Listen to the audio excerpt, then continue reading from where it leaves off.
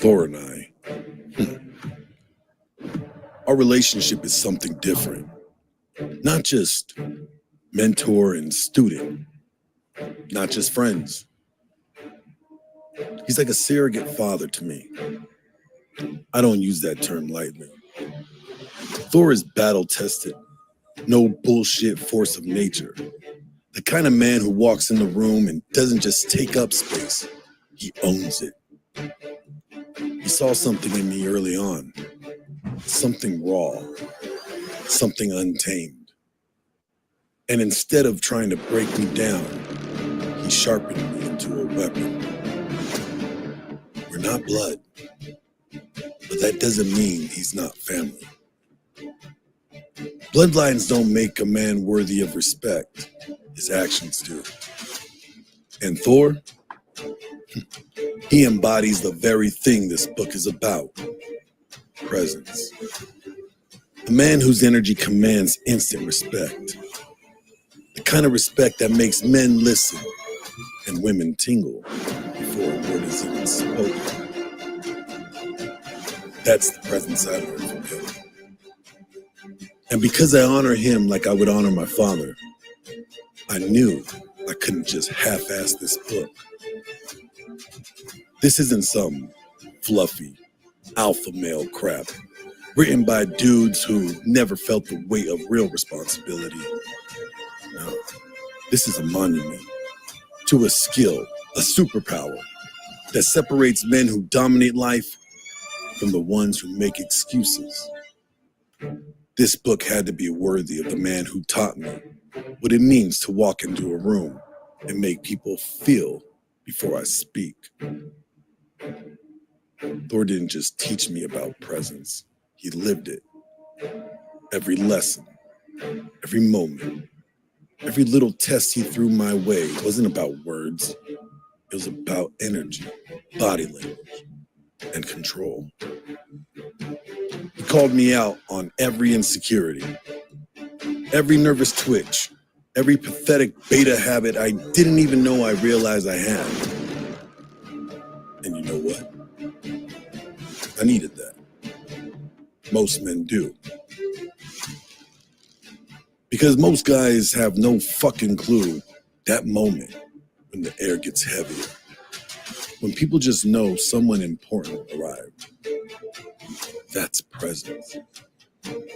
And most men, they don't have it. They shuffle in, looking down, shoulders hunched, praying to be ignored. And the world obliges them. They become invisible, passed over for promotions, ignored by women, treated like background extras in their own damn lives. Not Thor. Not me.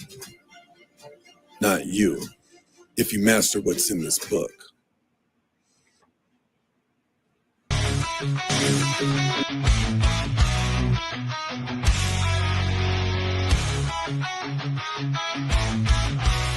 Through the white thunderstorms, we ride on the back of our truckers in a fearless ride. Sons of gold, hearts made of fire, conquering lands, fueling our desires. Roaring engines and lightning in our eyes. United we stand, our strength won't compromise. From the east to the west, we sail every road with our warriors.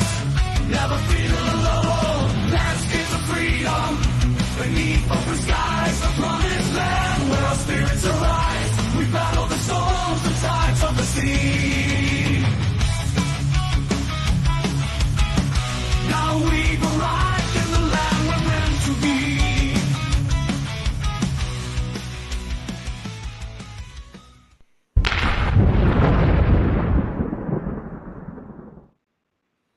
Woo! Savages? Did you guys see that? That was an amazing commercial for Glenn's book, and that perfectly encapsulates what a dominant masculine presence is, and what a great mentor you've been, Thor. That was cool. Well, Sure. happy to do it. You too, Huds. Thanks, man. Yeah, and that perfectly encapsulates what I want to talk about today. Like, are you really stoic? That's the title. Because a lot of guys, they pretend they're stoic. They like to think of themselves as stoic, just like human beings. We all like to think we're logical by default. We are not. We are emotional by default. We become logical through effort. And that's where a lot of guys, as the saying goes, you find out who your friends are when shit hits the fan. And that's where real stoics are showing through. Guys like Thor, right? He's here on the DragonShip, even though he's battling right now live. He's in a battle as we speak, and he's still showing up and contributing.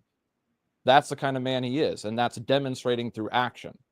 So that's what I want to talk about today. But let's go around the horn. Huds, how are you today? Oh, I'm doing great. As I was saying backstage, I'm a little tired because I just stayed up all night building more Legos, but I am excited for this discussion today. Sir, Vidar, how are you doing today? I, my friends, am rolling. I am doing fantastic. Another great day. It's great to be here.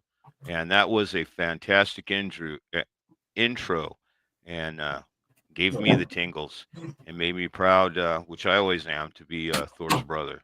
And to have him as a big brother growing up has been so valuable. Sir. All right. Wraith, how are you today, sir? Doing well, gentlemen. Excellent. Excellent. All right. And last but certainly not least, how are you doing today, Thor? Yeah, I'm having a few challenges, but it's been okay.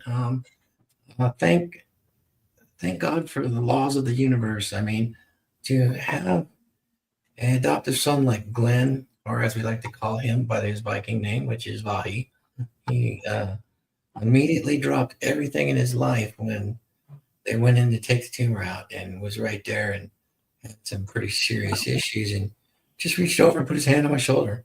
He was working at the time, and then he has carved out every moment he can to assist me on site here and help build the studio. And, that kind of loyalty and integrity is rare, regardless of what anybody says about Glenn Lawrence. That is rare. And we met at a Hot Dude convention where I did the keynote speaking back in San Diego back in 22.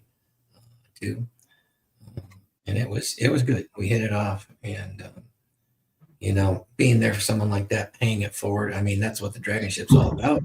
That, a rising tide lifts all ships. And he certainly has been the rising tide for me. And I have to thank him for that. And, when he made that video and he published his book, I struggled with my dyslexia to help him get ready. I thought stepped up, Paul stepped up, and I was proud of him. His books arrive at my address later today or tomorrow. And it would be nice to get those out because I have done the read and it's good. It's very good. It's all around that identity. And I would say, the man rose to a challenge, didn't have to do any of those things and still does not to this day. And then, Vidar, I mean, he's been coming by every day after work and I appreciate that. Sometimes I'm not the best conversationalist, but he's been right there helping out and I appreciate that. Yes, sir. All right. And Paul, you just got in. How are you today, sir? Oh, living the dream, as Thor would say. Yes, sir. Paul right. is just like that, man. I'm so proud to have him as a car. Yes, sir. EP. And Laurent, how are you today? I just woke up. I feel good. I feel good today. I just woke up. It's 4 a.m. here in Japan. Good morning. Yep. Good morning. Well, that's the time you get up and start rocking and rolling there, Laurent. Yes, sir. No time for the rest. No rest for the wicked, as the saying goes. All right. So starting off with the topic in general, the question is, are you really stoic, right? So this is something I've seen a lot, and I wanted to kind of go around the horn and get your guys' take on it. When you see guys talking about stoicism and then their actions, where do you see discrepancies, or am I the only one that kind of sees this in the people that I coach? Like, a lot of people say they're stoic, But then when things get rough, that's where you see all of a sudden positions and opinions change. Start with you, Huds. Sure, yeah. So I don't, quite honestly, I don't ever see somebody preach stoicism who isn't honestly either trying to work on it or is stoic themselves. I think that stoicism is something that's lost and most people aren't even aware of it. Like I when I brought up the idea of potentially doing a topic like this, I just think about all those federal employees, and granted, there's two sides of looking at it. One, losing your job very fast is scary. It can be scary for you, it can be scary for your family. But how are you handling it? Are you taking things in stride?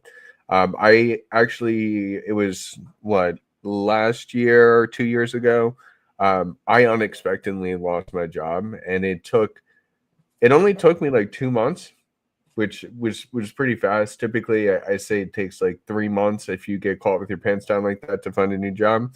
But I was confident and I stayed focused, and it was only 2 months before I got another job, and that other job was like $20,000 raise of the job I was previously at. So when it comes to like fake stoicism, I don't really see it. So I can't think of a contradiction example like you're asking for. I wasn't saying like fake stoicism. I mean, guys that think that they're acting stoically, but then their actual actions aren't so stoic in the moment. Like in that situation where you lost a job, I've seen other guys, where they would be spinning their wheels for months, not just a couple months, but for like a half a year, not actually like proactively addressing the problem.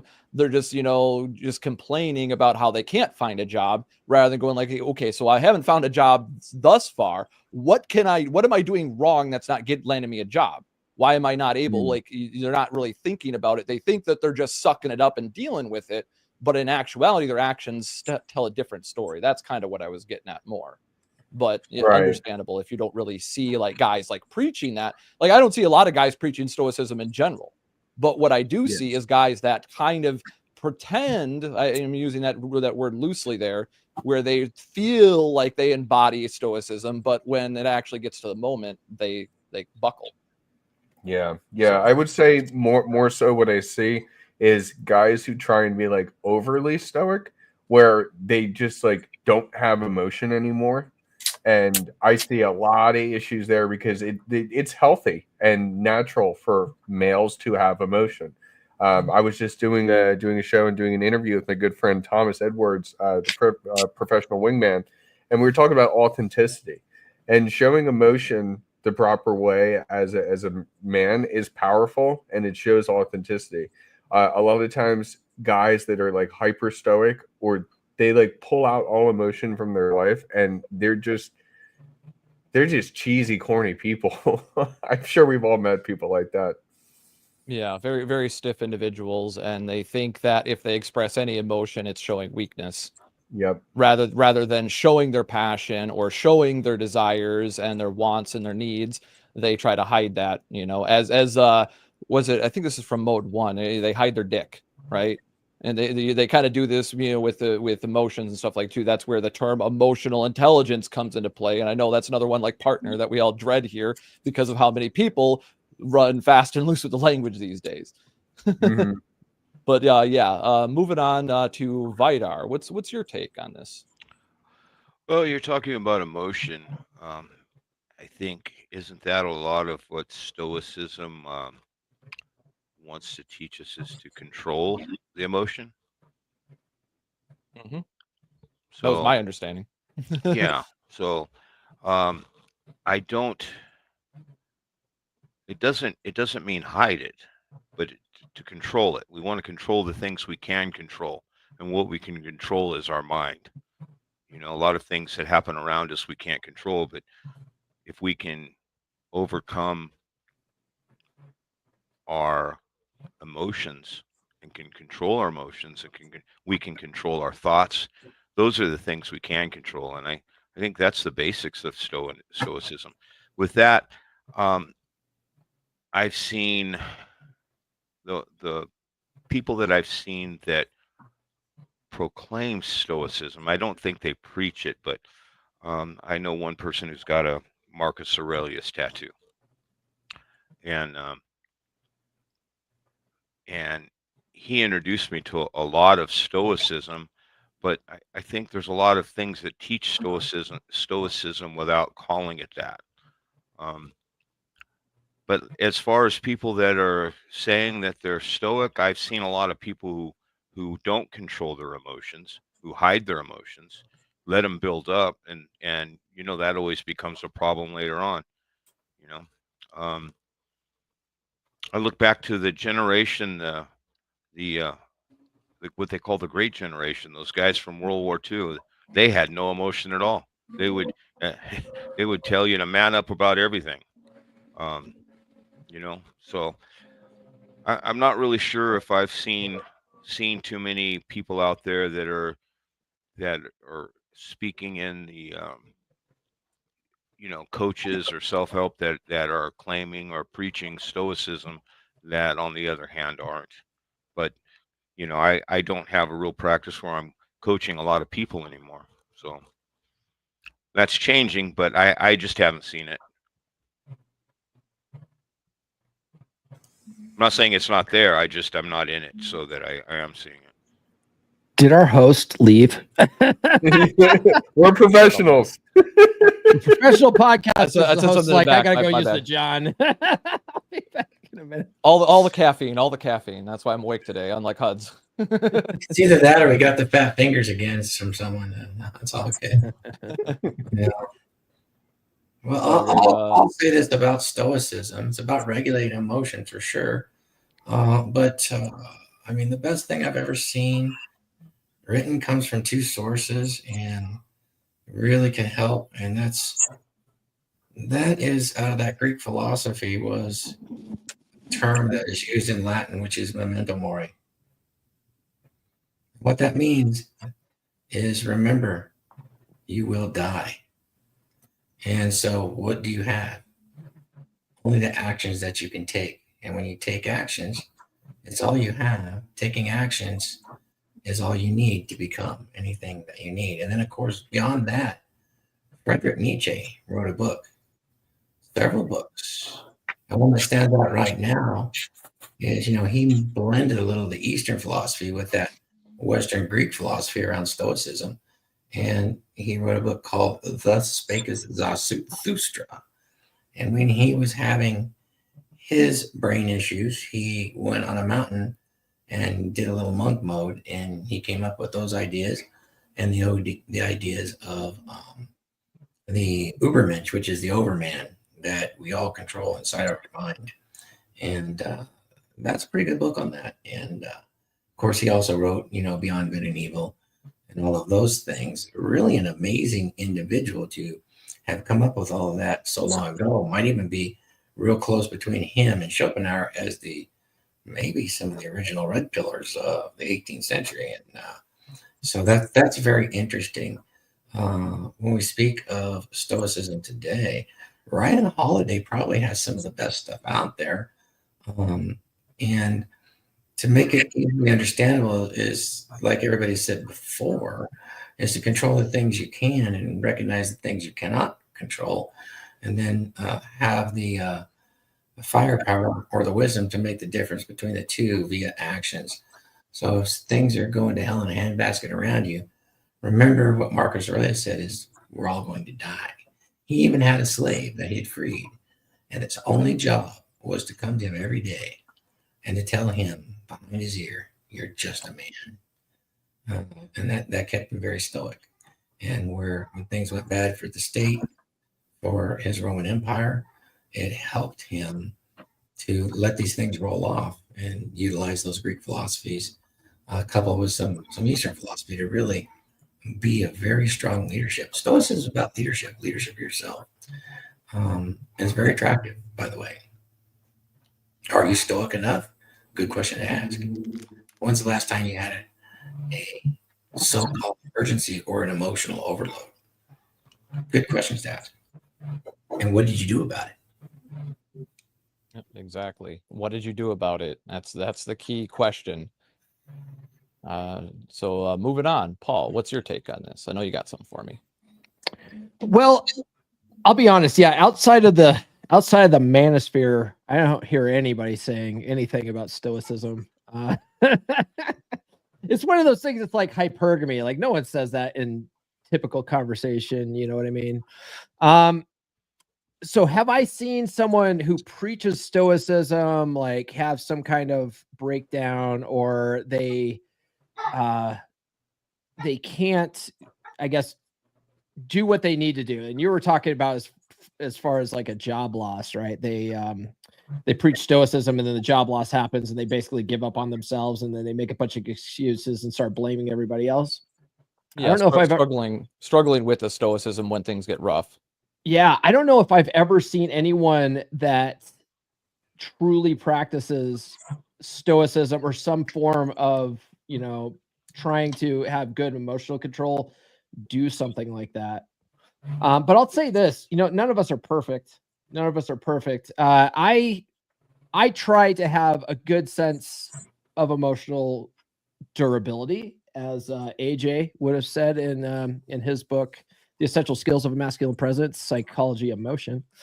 But man, if you guys tuned into my podcast last month when my dog died, as much as I tried, it was really hard to keep those emotions in check. Yeah. I did a live stream. I did a live stream the Wednesday after we put her down. Like we put her down on a Monday. So I did my live stream on Monday. And then I took the day off from work. We spent the last day with her. And then that afternoon, I went in and did what I had to do. And that night I had a breakthrough call. I was a guest on a podcast like a couple of hours after she got put down. And I just did what I had to do. I tried to put my emotions aside. I didn't show them. I ended up getting a new client during that. But then like that following Wednesday, I had my Wednesday episode and I led the show off with a montage that I made of my dog. And man, I could barely start the show, and as much as I wanted to try to like keep those emotions in check, it was hard, and so I'll just say it's not always easy to keep those emotions in check, even when you do try to practice a little bit of that stoicism. So it's good to find a good outlet for that kind of stuff, So one of the things that was really helping me that week was taking time to myself. And I'd go out on my runs and I would process those emotions, on my own, in my way. But I wouldn't just keep it bottled up. I would let it out. So that kind of stuff is good for that. But I think what the difference between someone who's trying to do that but still get the job done is they still take those actions that they need to take. I still knew I had to do the podcast thing. I had the breakthrough call. I couldn't let that guy down. I've made a promise to myself years ago that I'd do my podcast no matter what. So I got my episodes. And so I did it anyway. It's the thing where like, you don't want to do it. You don't feel like doing it, but you do it anyway. That just takes a lot of discipline and that takes a lot of work and effort. And most people, it's just too easy to make excuses than it is to actually do what you're disciplined to do and know that you need to do, and I think that's the difference, is developing that discipline. About that, I had an experience very similar to that with a very special 4-pound dog. I'll tell you a story about this little dog and what happened. This little dog I had seen when I was delivering packages to the local UPS store and the pet store. This was years ago.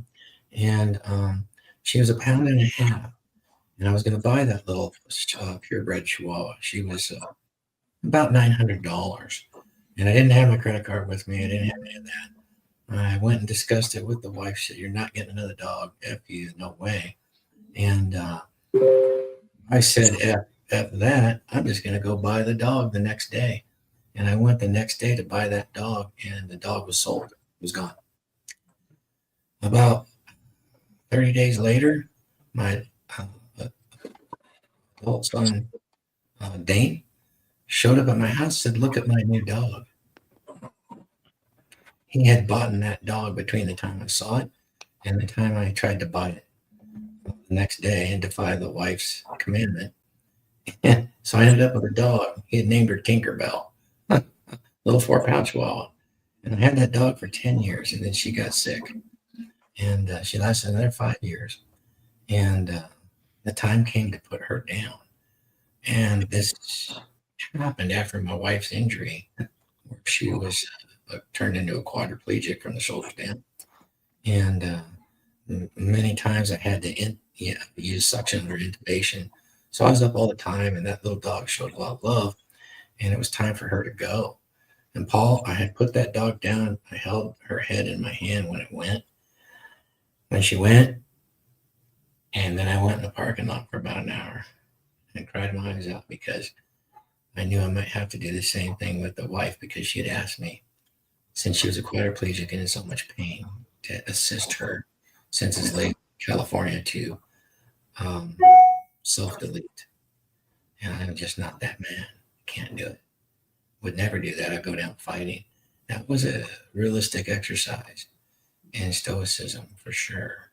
And that lasted a good week. Kept getting hit with those floods and a lot of adrenaline in your head. And the only thing that pulled me out really was to get in the gym and punish myself, literally, physically. And that actually worked. And then when the wife would get emotional, is to, reassure and express my emotion that she's making me feel a certain way. So I'm going to do these things and kind of express some of the actions that I was taking. Yeah, amazing time. So I had experienced something very similar there, Paul. And those are some challenges for sure. One of the things that came to mind when that happened was that Marcus Aurelius quote, which was memento mori. We will all die. Nobody gets out alive. And then that kind of seizes the power of what's going on away from you, away from that autonomic nervous system firing off that adrenaline in your head, bringing you to an emotional overload or feeling overwhelmed. You can do it that way. There's other techniques that you can do, but tests like that do come along. I mean, those are hard things, and they're also opportunities to bring yourself back to the center.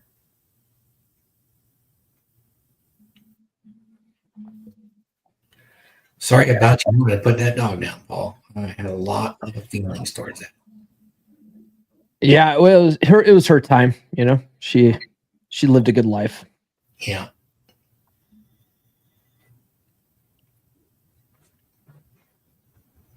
You're on mute. I got Mikey. it. My Yeah. apologies. As I was saying, moving on, Wraith, what's your take on Stoicism and how people practice it these days? Well, I'm probably one of the few guys in here that's written about it in 2 or 3 different books. One is my book that is part of the Thor series, and then I wrote about it in Manhood 101. A lot of people misunderstand the perception of Stoicism with what it is. It's a philosophical thought on how you should control your thinking process to develop resiliency and will. And it doesn't preclude you from having emotions. It's a way to look at your emotions and understand why you feel a way, and is it beneficial? Point. So, the act of being stoic is, people perceive as someone that doesn't speak, doesn't have emotions, has total control of their emotions, and doesn't make an error in that. Well, as humans, we're gonna err because we do have overriding emotions such as fear, anger, frustration, and all those emotions, control the way we interact with people. But Stoicism is about how do we control or think about those emotions so that we can have clarity of thought. And clarity of thought sometimes comes across as, to people that live through emotions, as being emotionless.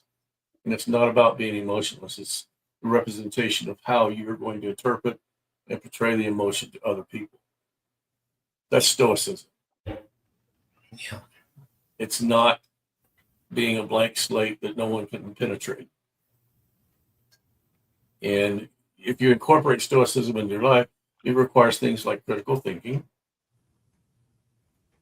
and evaluating your thoughts, your emotions, your beliefs, and combining that into a package that you're comfortable living within, and setting the values and stuff.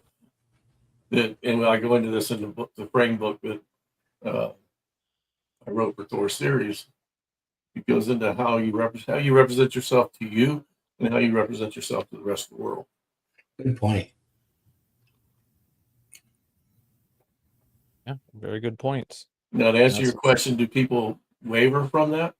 I waver from it. I wavered from it this morning when having a discussion with my wife, because my frustration coming, can I get a point across? And I got frustrated about it because she wasn't getting what I was saying. But I walk away from that and I said, okay, how can I communicate that better the next time? Yeah, and that's a really good point. Is that this is why I wanted to talk about this today, is because that's a little bit of my personal frustration when I see other people that assume that once you figure this stuff out, once you read enough books, that somehow you're just going to magically start doing all these things. Not at It's like, all. no, like you could read all the audiobooks in the world, or listen to all the audiobooks, read whatever book, but at the end of the day, you still have to use the tool correctly. Right? You can read about how to use a hammer to build a house, but if you still take the hammer and hit your thumb, it's a user issue. Anybody that reads Mark Aurelius thinks that he didn't get angry, or didn't have fear in his life or frustration. They're taking the human element out of it. Okay, what he writes in his books, or what he writes down in his philosophy is, this would, if you could do this and master this, it would be the epitome of control. It doesn't mean that he practiced it 100% of the time. Right. Yep. So like I said, I've lived this way my whole life, and I still get angry, maybe 2 times in the last couple of years, but I still get angry and I still get frustrated. But when I look at that frustration, do I look back on it and say, why am I wasting energy on that? Yeah, I do. And then that thing that frustrated me then doesn't frustrate me the next time, because No. I've already classified it as something I'm not going to waste energy on. About that, Ray, that's a really important point. Holding that frame and being stoic. We'll tell you this. Had to practice that a lot recently. When I came down with the brain tumor, and the GBM had to be removed, which was very large, the size of a lemon. I literally had old friends, particularly old female friends that were friends of us, that they called me in the hospital so that I could be stoic for them because of my illness. That's an unusual position to be in, but it forces you to really practice that stoicism as far as emotionally regulate, or have these people that were close in life that were so distressed over my circumstances that I was giving the consolation and regulation as a leadership function, which is taking action. And keep focus. I'm always going. Yeah, I remember when I called you in the hospital, I said, anything I can do for you? And just know that I love you, and you're in my prayers, dude. Yeah, that was good, man. I appreciate that. It's not, like I said, it's not about being a robot. It's not about that. It's not about being a robot statue, however other people perceive stoicism. Yeah, if you just shut down and don't have any emotions, you're basically a sociopath or a psychopath. Yeah. You have psychopathy. And that's not really good. I mean, it's a Chicks dig it though, chicks dig it. Well, the thing that the catch-22 that I see a lot of guys struggling with, and even I struggle with this myself, is that when you don't process what happened, right, you bottle it up, as the stereotype goes, and then it ends up, you're not necessarily going to do something crazy. We're not going to that extreme, but the thing is that it will come out in other ways. You will start to exhibit more pathological behaviors because you're ignoring your actions as a form of coping. And once again, if you get emotionally overloaded and you don't take the time to process, this is something that can happen, because a lot of guys just think, oh, well, I can just take the hits over and over again. Well, even if you're getting punched just a little bit 100 times, you will sustain an injury eventually. It's called repetitive stress injuries, right? You take a little bit of damage over and over again, and it actually could be more catastrophic, especially when it comes to brain injuries, than a lot of people really comprehend. But wanted to get Laurent, last but not least. Well, let me say one more today. thing before you go to lunch. Go ahead. The thing about Stoicism, if you're going to practice Stoicism, you have to really become an observer. You have to become an observer of yourself and others. All right? Because if you're not observing yourself and others, you're not really looking at the motivations behind the things that you're trying to resolve.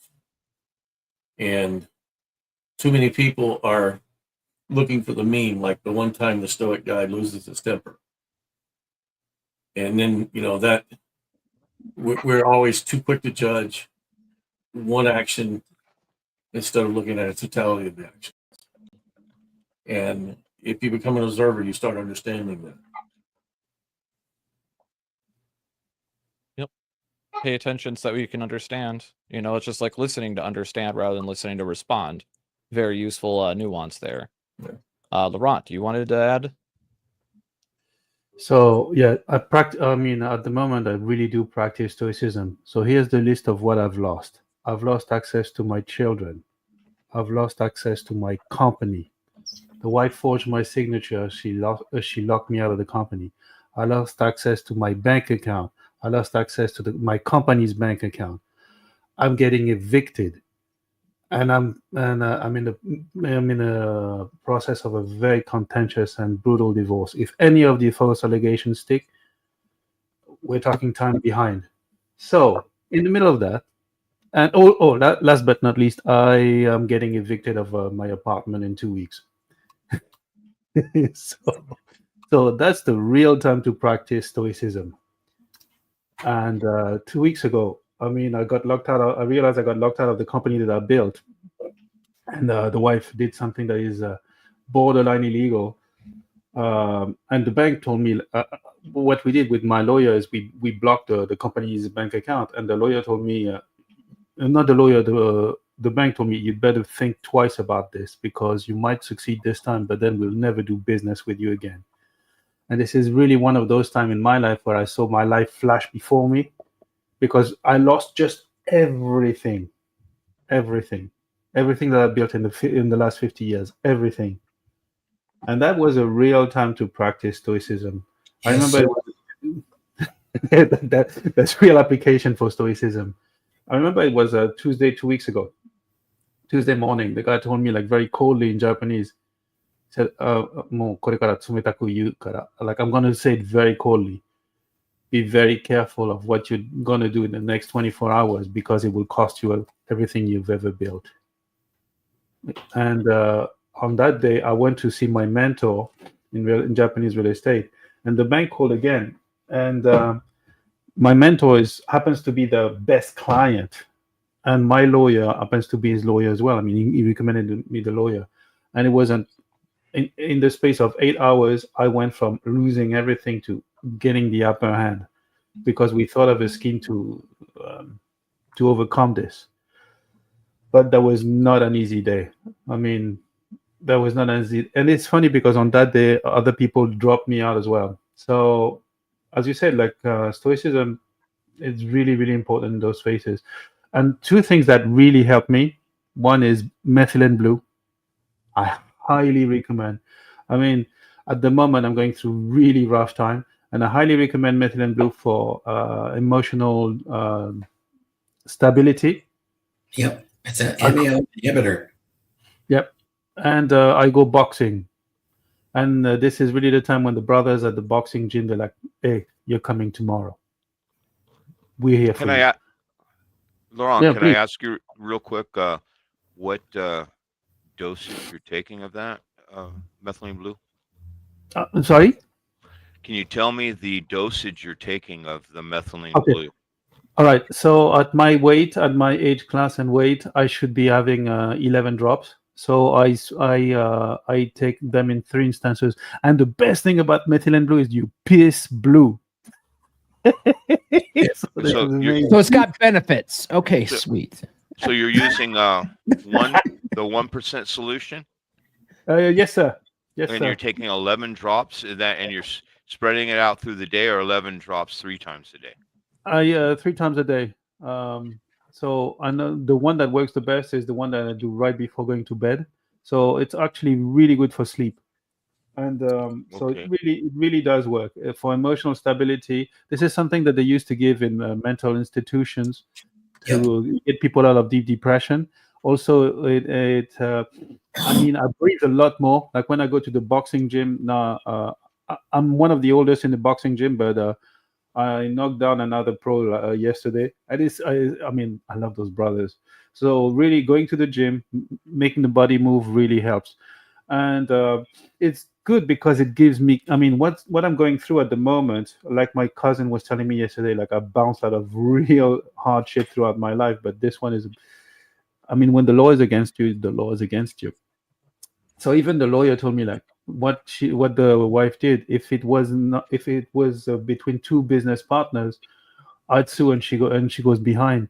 But because it's within the context of a marriage, it's a little more complicated, and judges don't want to step in those kind of quarrels. And also, I've lost my children like for 8 months, so the only thing that I have left is to write them a letter every single week, week after week, and I've had no answers, nothing. They're letters in the dark, and I'll keep writing them for the next 10 years, week after week after week. So at the moment, I'm also reading Seneca. People talk about Marcus Aurelius, but the reason why I read Seneca is because he's the patron saint of investment bankers. And Thor, I promised you the book, and I'm writing the book. I'm not procrastinating by any stretch. I'm really writing the book, and it's really hard to make it short. So I committed to it, and I will finish it. And I will give it time. I can't tell you one thing I've learned from my reading and understanding of Stoicism is that you have to limit your attachments. And I'm not talking about emotional attachments and stuff like that. I'm talking about the attachment to the material world. Okay. One of the reasons a lot of guys get zeroed out is because they not only have an attachment to the relationship, the love, but they also have an attachment to a lifestyle or a life. And, you know, through my understanding of all the readings I've done in Stoicism is that you come into this world with nothing, you leave with nothing. And anything in between, you've created. So anything that you've created at this point, you can recreate. And it's that sense of loss and the failure to feel that you can recreate causes people to zero themselves out. Yeah, I So agree with that. as I tell everyone in my life, you can have anything in my house, I don't care. Because I can do it again. I'm finding out right. Yeah, I'm finding that in real time. And it's absolutely true. You'll actually find it liberating. Yeah. Absolutely. Yeah. Absolutely. It comes down to And that concept, that outcome independence. All right, I've talked about that before. And like you said, Wraith, is that by letting go of certain outcomes, right? And that doesn't mean that you give up, but that means that you say readjust, right? If you do one method and you don't achieve the result you want, you reassess and figure out, hey, what did I do wrong and what could I do better? And you do something different. You don't just give up and go, well, I guess it's not going to work and just, like leave. You're just like, okay, well, it didn't work this time. Why didn't it work? You start asking the right questions to solve the problem rather than wallowing or treating symptoms. Well, and you evaluate your life based on this. What things do I need to survive? Okay. And in today's society, what do you really need to survive? You need to have some form of income, a computer if that helps you create the income, and a place to rest your head every day. That's all you really need. Yeah, wants versus needs is a big discrepancy I see a lot of people struggle with. It's the same reason why I see people around me living in the same area struggling financially, but yet, my family is not struggling financially. And we're not even, working insane extra jobs and stuff like that. Why? Oh, because we don't have a spending problem, right? Most people don't have an earning problem, they have a spending problem. And that's the issue that we solved when I found this space. Is I found, oh yeah, I don't know shit about money and I've got a spending problem. So we drastically, just on food alone, we saved over $250 a month by just not buying extra junk food that was only making us get fat. Just as a one example. That's just sort of reminds me of, there's a guy I have in my beer club. I'm not going to name names. I don't want to dime him out, but dude's got a decent career, right? He's in an industry that he can easily be making six figures, constant money struggles. And what I see consistently with him is a mindset, law of attraction, almost law of attraction type thing, where he's constantly viewing everything as a crisis. He's constantly got, emergencies. He's always got to pay this. He's got to pay that, whatever. I could never get ahead. I could never put money aside for emergency fund. If he does have an emergency fund, he's immediately spending it on fixing some other kind of an emergency in his life. And it's like, in what you'll see with guys like that who actually have a pretty good career is they have a scarcity mindset when it comes to money. So they go cheap on everything. So like the house he buys is a shitty fixer-upper that constantly needs repairs. He only buys shitty cars that need constant repairs, all this kind of stuff. So the money's always going, to fix all this crappy shit. If he just would get smarter with his money, buy more reliable things, save up a little bit longer, buy a better house. You know what I mean? Like money is a mindset, right? It's like if you stop worrying about all this stuff, you live kind of minimalistically, you get out of debt, you start, socking money away and build up an emergency fund, like a serious emergency fund where you don't touch it unless like it's you lose a job or something like that. I have a whole book on that. And then you stop worrying about money, stop having the scarcity mindset with money. You'll find that you're able to have more money, you get better with money. I don't know. Laurent, you were raising your hand. I know you're really big on the money mindset stuff. Yeah. The beauty of losing everything, when I was talking to my mentor, I built a real estate investment company where we have 7 buildings. And at one point I was the largest foreigner in the retail category, the largest investor in Japanese real estate in the category of foreign retailer. I was the number 1 in Japan, and I'm in the process of selling everything, and it's heart wrenching, but it's something. And my mentor readjusted the way he says, "Don't be heartbroken. Be excited about the next chapter." And the beauty of losing everything is that it gives clarity. Now that's a blank slate. And about the money, about the scarcity mindset with money, it's interesting because I have an interview. I have an exercise where I interview people about their beliefs about money, and it's really interesting to come back to the scarcity mindset. Money is an emotion, for the lack of a better word, and this is an emotion that we inherit from our parents. And more often than not, we inherit emotion. I know somebody who's like surgical. I know a lot of these guys, actually, a lot of them. I know people who are surgical with money in their professional capacity. A guy, for instance, I met, He came late and said, "Hey, I just sold a ski resort for $250 million." I look at him. He expected me to, wow, like, okay, 2 Diet Cokes. Because for me, it was purely professional. But that guy was was a mess, like the kind of person you described just right now. He was a mess in his personal life. So it all comes back to the fact that money is an emotion. The way we deal with money in a personal capacity, we don't evolve much past the age of 10 or 12 when it comes to dealing with money personally. And having big hardships like this helps us clarify. For instance, your guy, he goes from crisis to crisis to crisis because he hasn't had the big one that resets everything. And if he had a big one that reset, like losing his job, that would force him to clarify. That would force him to grow up. That was my point there. Sorry, it was a long-winded one. Well, I'll go even farther, say that money is actually a value, because one of the things that I found when I do these value surveys and stuff is people talk about, they'll place money as a value, okay, because they see that as an important belief. Well, what they don't understand is values come from either a good positive understanding of that value or a lack of that value. So we either want, when we talk about our values and our beliefs, they're developed from either abundance of that belief or lack of that belief, and we're trying to impose it on ourselves. The ones that come from a lack point of belief and they're trying to impose it upon themselves are always doomed to fail, because it's something that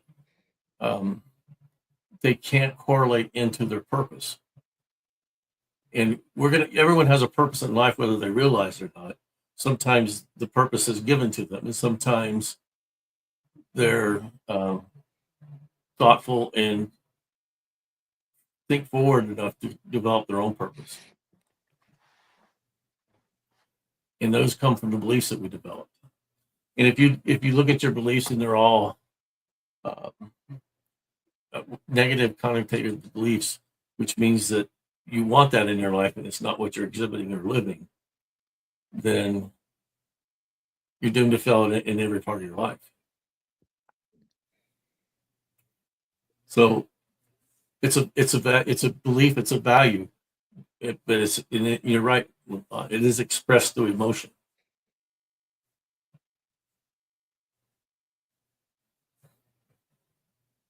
You're on mute again, Viking. Oh, thank you.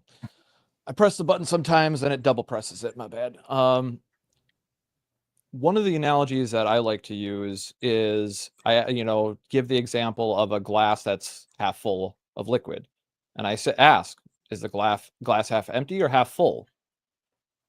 Right? And a lot of people will pick one or the other, but the truth is it's both. Right? And how you choose to look at it and receive that information determines your mindset going forward. You could view it as, oh, the glass is half empty, so I could fill it up more. Or you could view it as half empty. Oh, it's half empty. Oh, now I got to fill it up, right? It's the same concept, but it's your mindset that makes the difference on whether or not you feel like you can achieve, or whether or not you're going to just tell yourself, well, it's not worth it. It's half empty, so just give up.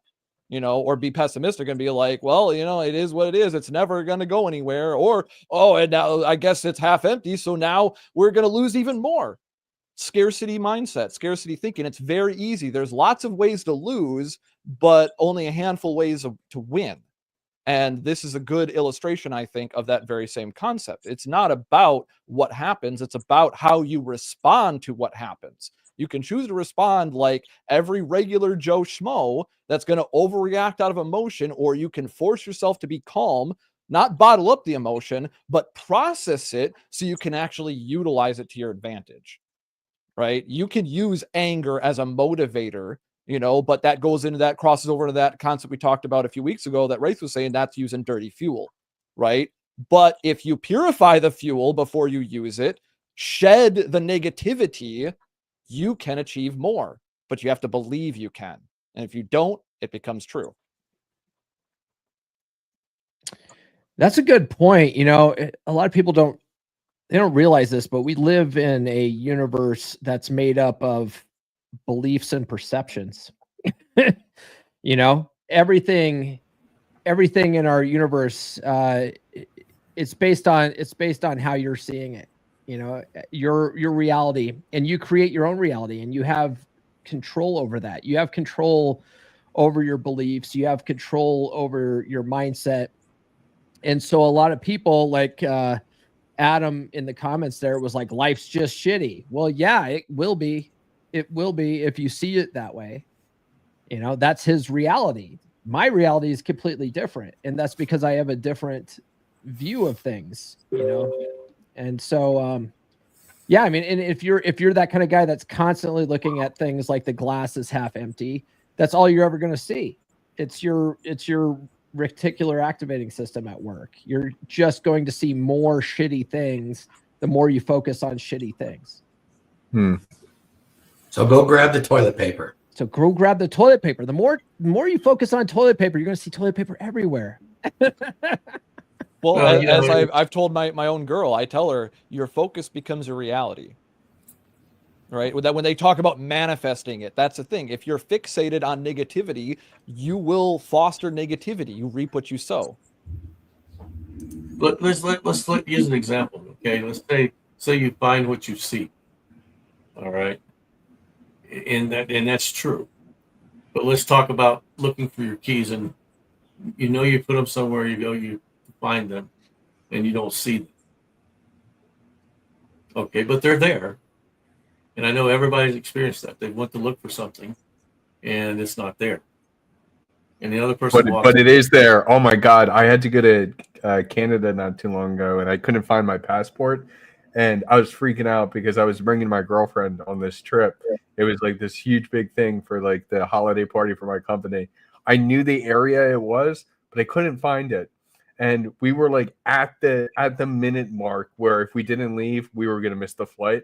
And what do you know? It was right in the area where I thought it was to begin with. I just didn't look hard enough there. Well, and it's not about looking hard enough. It's about not seeing. You know, it's like it's the saying, not seeing the forest for the trees. What happens is your mind starts focusing on the event that you've created of not having your passport to go wherever you're going to go, and it's not focusing on creating. Hey, I'm going to grab my passport, go. It's, well, if I don't have my passport, I can't make this trip, and that's what your mind's focusing on.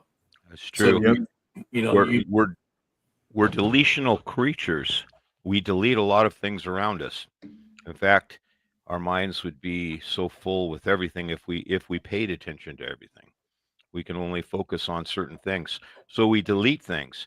And it was amazing to me, an example of what happened, like you're talking about, something missing. One time I was cooking, I needed pepper, and I needed it right away. So we have this Lazy Susan. I'm looking for it. I cannot find it. I stop it, and I'm staring at it, and I'm getting a little upset that I can't find the pepper. And I asked my wife, "Do you know where the pepper is?"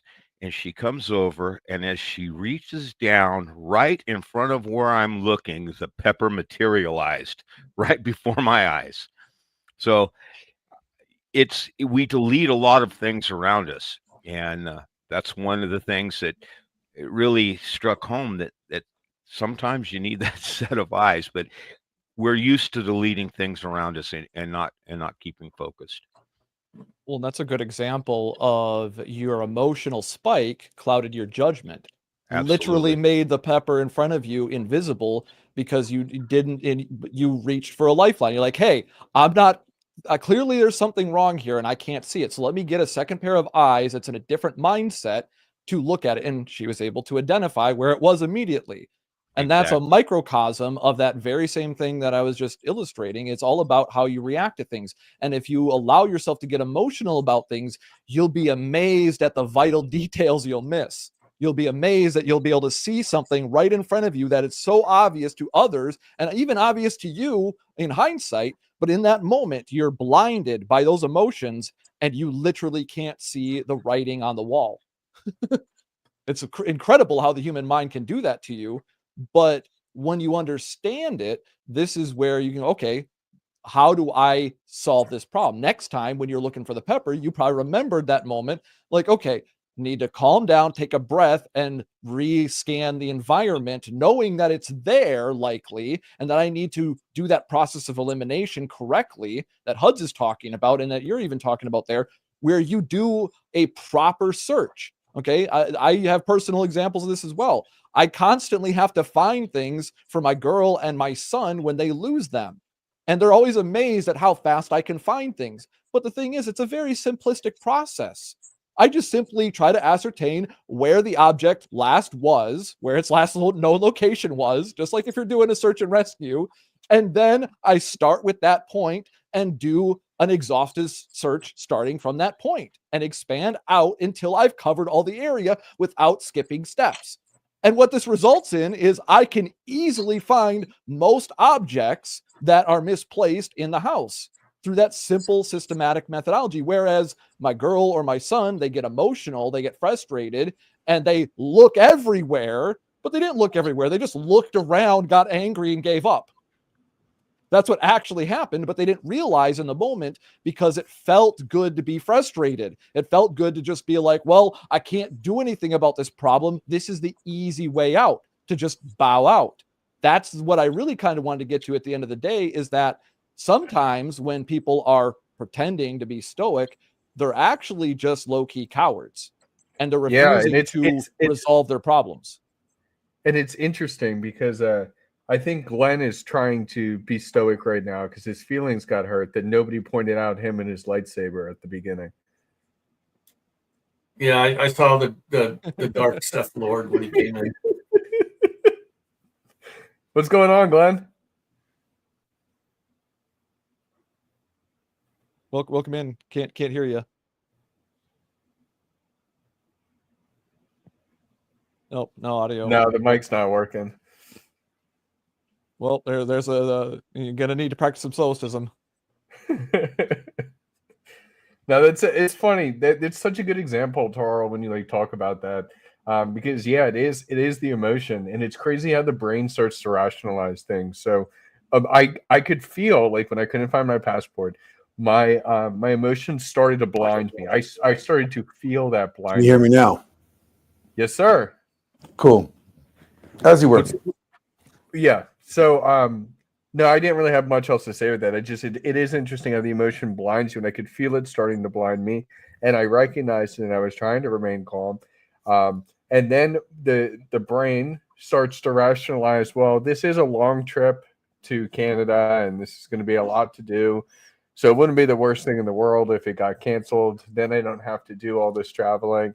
And yeah, it's weird how the mind works, but I just kept fighting the direction that my brain wanted to go to settle it back down. And once I was able to settle it back down, that's when I was able to find it. And we were good to go for the trip. But anyways, Glenn, how you doing, brother? I'm good. Chilling, killing, having a beer. Okay, not really, but Relaxing, that's a good thing. yeah. Got trying to catch up on some other work. You know, got to finish up the audio version of the book. So took a little break before I got frustrated. Yeah, makes sense. I played the video you made about like the book promo about Thor. I played that at the start. I played that at the start of the show. It was really well done. Sweet, thank you, Yes, sir. thank you.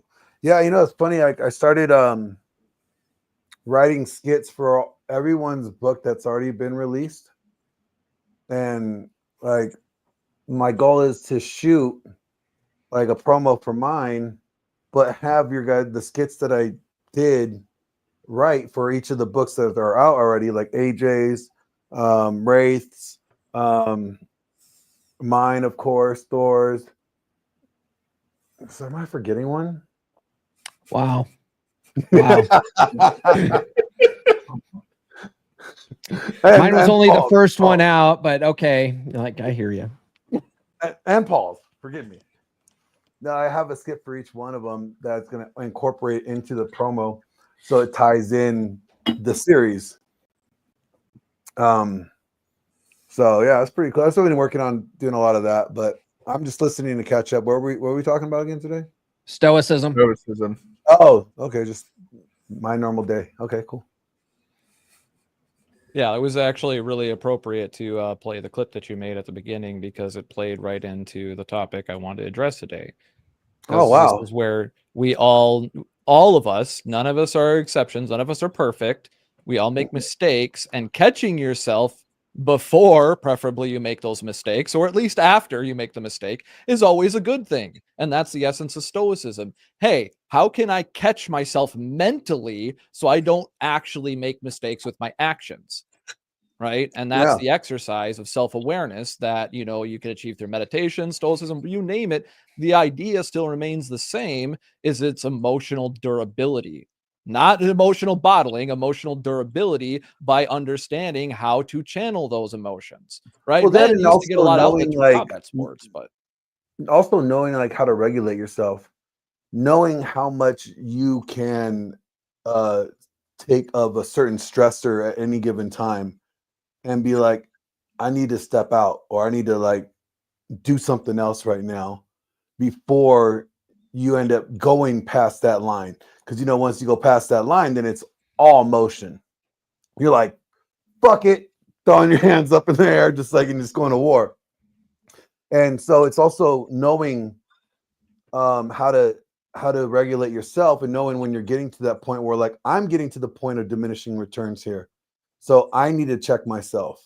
That's part of being stoic and being in emotional regulation and, you know, durability in that sense, knowing when and how to stop yourself.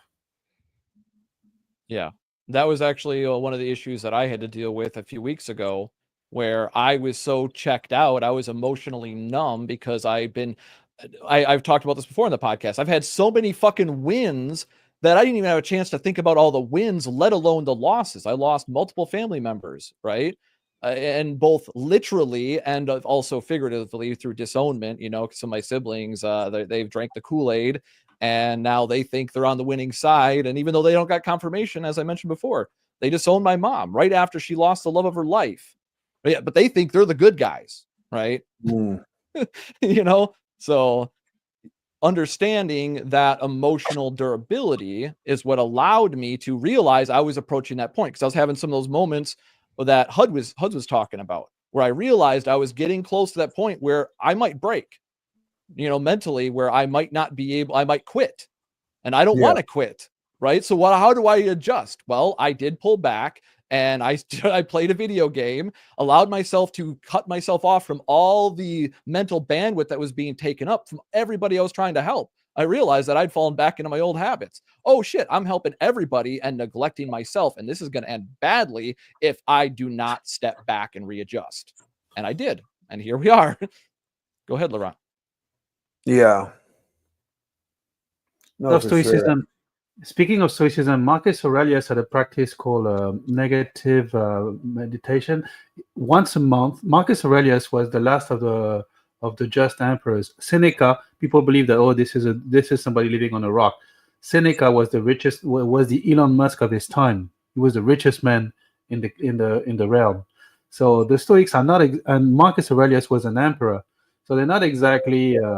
Stoics are not exactly guys living on a rock or living under a bridge. They're actually very wealthy individuals. And Marcus Aurelius had a practice, him being the emperor, once a month he would dress like a pauper, and he would have scant food and bad bread and all this. He would actually materialize what it feels to lose everything. So, and then, oh, it's not that bad. It's not that atrocious. I can survive. And once we do this, it's much easier to regulate the emotions. Because when we think, oh, we have amassed everything, we have this, da da da, da, and I could lose everything. But then if you try the actual exercise of what it feels like to be poor, and okay, I can live through that. It really helps with the emotional regulation. Does it make sense? Yeah. Well, you always need to do a self audit, right? That's what I said a couple weeks ago, is you need to be honest with yourself. A lot of guys go through life and they're not being honest with themselves. They're ignoring how they feel, You know, it's like the thing that, you know, a lot of women and the quote blue pill guys say about, you know, guys stereotypically bottle up their emotions. They're not wrong about a lot of that stuff. But once again, it's just like how women always say men are the problem. They're not giving you the actual solutions. They're just identifying a symptom, right? And the real problem is what we're talking about is that emotional self-control through self-leadership. Right? You don't have to be a leader of men. This is why I don't like the whole Sigma male idea. They're like, oh, a Sigma male is just like an alpha male, but he just doesn't lead other guys. It's just like, but the thing is, an alpha isn't required to lead. An alpha is, air quotes, is somebody that just leads himself, and so other people want to follow him. It's the Forrest Gump example. When he just started running, he didn't have a goal in mind other than time for himself. But because he just took off, right? And this is obviously a movie, but the metaphor of the movie translates to real life. You see other people following influencers all the time, developing parasocial relationships with them, and they don't even know who these people are. They see a representation, a presentation online, and then they want to follow it because it seems like a direction to go. Doesn't matter if the direction is good, bad, or whatever. Nobody's even thought about it that's following them. They just see a motherfucker on a path, and they're just like, "Oh shit, I better follow," and they just start going. They fall in line, not because he told them to fall in line. He just shut the fuck up and went on a mission. Nobody knew what the mission was, but they followed him.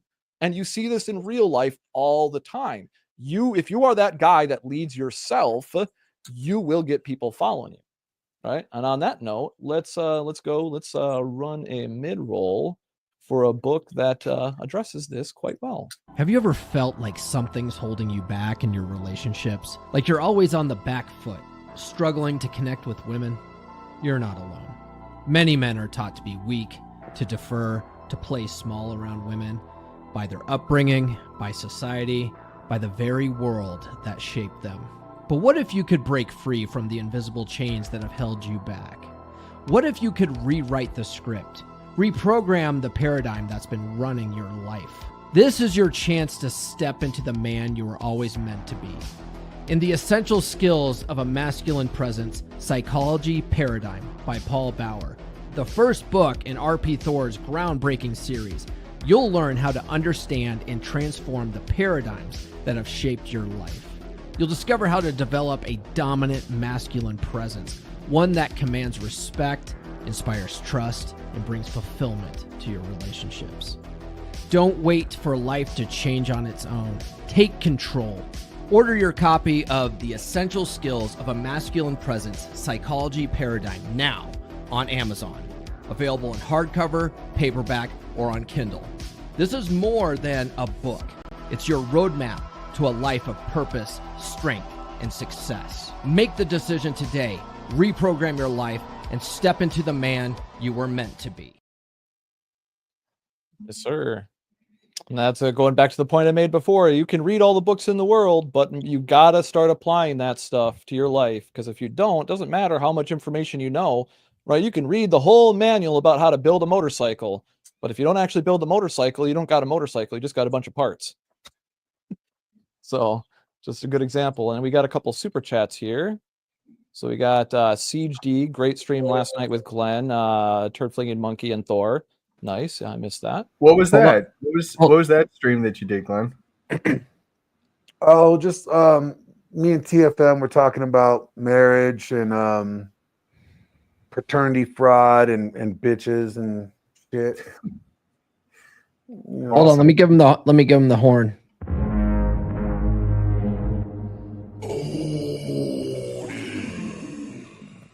You know, we were just like living up to my name that Laurent gave me. I was just being the ambassador of toxic masculinity. There you go. Yep, that works. Misogyny. All right. Thank you, Siege D. Appreciate you. And then we got 50 AED. I don't know what that is. My bad. It's $14 equivalent. Okay. All right. Once I the looked boss it up. chewed me out in front of everyone, I felt my heart jump out of my chest, telling me to fight back.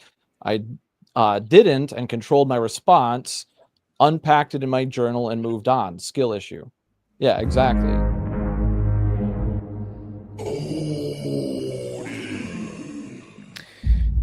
Yeah, This has happened to me before plenty of times. It's really, really difficult, but being able to face that and control the emotions, like why do bullies pick on certain people?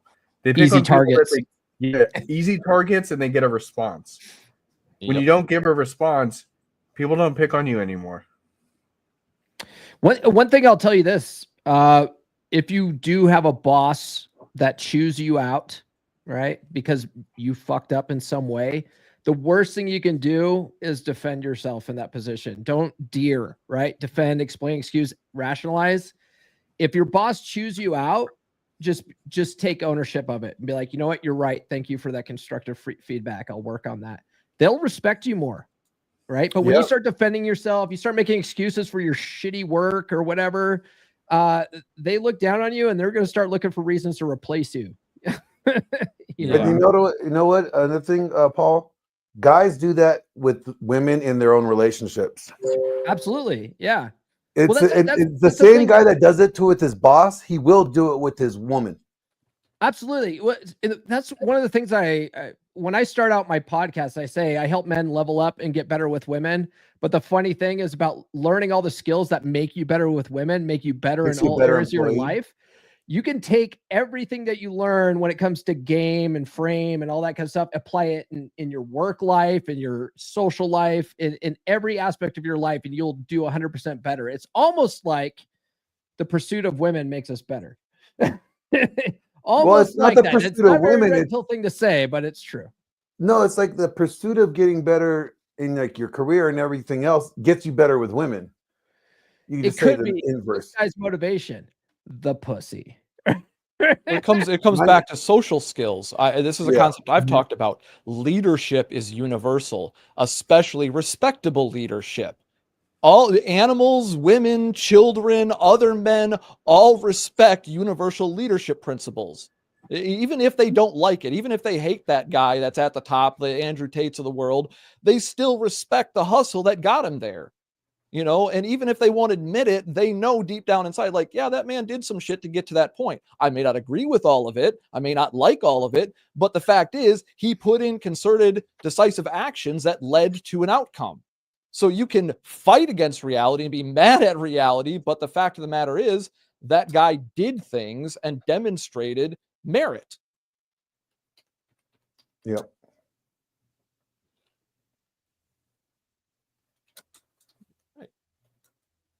So let's see. Any other thoughts anybody would like to add in on this? Just, we're playing a little fast and loose now towards the end here. We'll probably wrap up pretty quick here. Well, when you can keep your mind level, emotions aren't a bad thing. It's when you're thrown off balance by your emotions. Example of the pepper again. I know Justin was pointing out my Alzheimer. Unfortunately, Justin, this probably happened 20 years ago. I don't even have that lazy Susan and haven't had it for years. But there's always there's ways you can handle things, and if you go overboard with your emotion, you do start. You then don't remember, or you don't pay attention to the things you need. Example is with that pepper you pointed out. Yeah, I was getting thrown off balance. I was getting angered to the point where I couldn't see the pepper and literally watched it materialize and right in front of me, which brought me back down and gave me actually a little laugh. But one of those lessons that you carry with you. But there's always that when you're thrown off balance with any emotion. But emotions can be good and very motivating. It's again where you use it where you're not thrown off balance. In martial arts, one of the things you would want to do in a situation is put your opponent off balance, mentally, physically, or even emotionally. You get a guy angered enough and where he's completely thrown off balance in his mind, and you've stayed level-headed, you have your advantage on that. That was my one advantage over my brothers. All I had to do is tell them, you'll get mad and lose. And they'd get mad and lose every time. And they never figured out how to break the cycle. That was just not listen to me and don't get mad. Right. Like, And but that was so triggering to them. Tell me acknowledging just a truth. I just noticed, hey, you're gonna get mad and I'm gonna win. And yeah, so I moved that into that. you uh you whenever you're given a situation, you have different ways you can handle it. You can either handle it emotionally and anger. You can handle it with maybe with humor. When you're able to take those emotions or take whatever angering you, take a step back and look at it, then you can apply some techniques of stoicism. Well, you need to ask yourself, why are you angry by whatever it is? Are you angry because you failed to do something? Well, that's easy. You could always fix that the next time you approach it, right? You can make the necessary tweaks to adjust to make sure that doesn't happen again. Or are you angry because someone's saying something that didn't happen and you're upset about the lie? Okay, now you just know who this person is, or you know that they're twisting the truth. I mean, that taking that step back and asking yourself, why am I mad right now about this? What is the real reason this emotion is coming up? Cool. Now I could address it. Because sometimes Sure. we just get so mad about whatever it is, we get just reactive without actually assessing why are we even mad. Get thrown off balance for sure. Yeah, I think that's the most important thing. Even just thinking about both examples you just used. The first one with the passport, I was mad and I was getting frustrated and I was getting upset because I knew that I put something somewhere, and I knew then too that I was going to be like the number one thing is I knew I was going to be failing my girlfriend, and I knew I was going to be failing my company if I was not able to make that trip. And so what's the corrective action? Well, once I found it, now I have it in a very specific spot that I know to look anytime I need to grab my passport. Okay, problem solved. Never need to worry about it again. Then with the other thing, like, are you mad because somebody's lying or something like that? Now, there are times that I get into arguments with my girlfriend where and again, it comes down to just the way that men and women communicate. I communicate very directly, and she'll say things in such an indirect way that it is not communicating what she means, and it's like pulling teeth to get her to finally say what she's actually trying to say. So I get frustrated in those fights because I'm just like, just say what you mean. Like, I'm not frustrated about what is happening or what happened. I'm frustrated about how you can't take ownership of what you're doing. Women don't do that. Yeah. You expecting women to be accountable? Yeah, Yeah. women What don't do the that. fuck is wrong with you? I just dropped a short today about because I was getting a lot of comments on my TikToks, and this guy is like, just find a woman that can communicate like an adult. And I was like, well, what adult are you talking about? Because an adult man communicates completely differently than an adult woman. So what do you mean? Like, men communicate very straight line, very solution oriented, very direct. Women speak in circles. It's all about emotion and hints, and like that's why men and women really have a hard time communicating. That's why I love Paul Benjamin's Luca model, because it allows you as the man to take the lead in leading that interaction to a place where you can get clarity on what the fuck she actually means, but from a place of like calmness, you know, so where she feels sort of safe to come out with that. There's another thing. Men don't perceive the world like women do either. Mhm. And our communication is based on our perceptions, not theirs. And it's almost trying sometimes to try to perceive the world the way they do, because it's all wrapped up in feelings and not actions or actions Solutions. void of emotion. You know, and men tend to assign reason to things they see. Women tend to assign emotions. And Right. what they see as they emote individually about what they perceive. Men don't interpret it that way. And I've personally found saying I understand what you're saying means that I don't understand what they're saying. So Mhm. One thing to remember for everyone when it comes to emotions and stoicism or understanding your emotions or feeling, we like to call them feelings, is that feelings are no guarantee for truth. When we're thrown off balance and we're angered, uh, when we have certain feelings, that doesn't mean that they're truthful. There's many different ways to look at different things. So sometimes you have to take a step back and ask yourself when you're feeling those emotions, that you need to look at reality. And then we can get into the whole thing that was talked about earlier, like Paul said, that, we create our reality. So something I've been getting big on lately is this this whole thing of creating our reality, and it's a whole nother rabbit hole to go down. But when we talk about these women, men and women, I think I talked about it a few weeks ago that we use the same language and we mean totally different things with when we're speaking with women.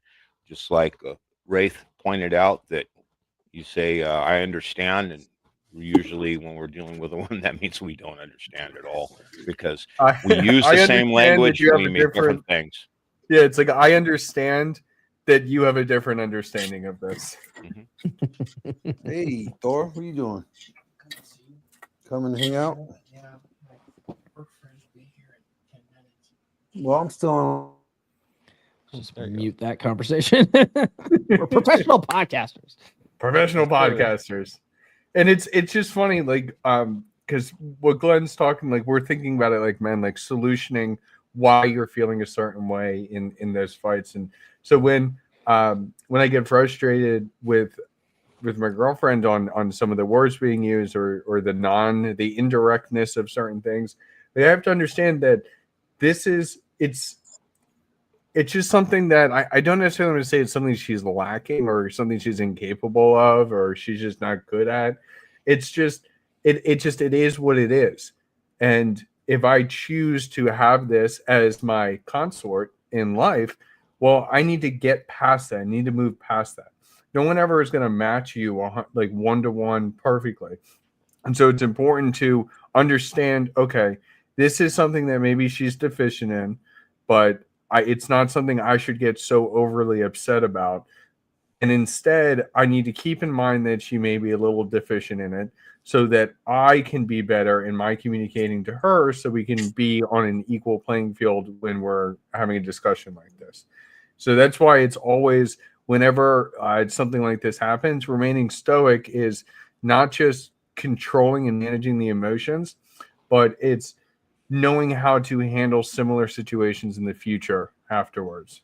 It's a constantly evolving type of skill as you go through life. Yeah. Well, it's understanding the benefit of delayed gratification and measuring twice and then cutting once, right? If you take the time to do your due diligence and assess the situation, you're far more likely to make a rational decision than an emotional decision. Because it always comes down to, that's why I love Rollo's framework of this, how men and women process things differently. For men, it's instinct, reason, then emotion, right? That's why we cry after the funeral, not at the funeral typically, if we are going to cry, right? And then women, it's instinct, emotion, then reason, which is why they'll be bawling their eyes out at the funeral, but then they can be there for you when you're bawling your eyes out about your fucking dog that you lost. That's the duality, but also the complementarianess of men and women. We're better together than we are apart. And that's where a lot of humans, we tend to get distracted by our emotions and forget those nuanced values. Like, what is the actual human exchange? It comes back to understanding money as a tool. And all these things, these concepts that we talk about, they're all mental tools that you can use to live a better life. Nobody's going to build the house for you, right? You got to do that shit yourself.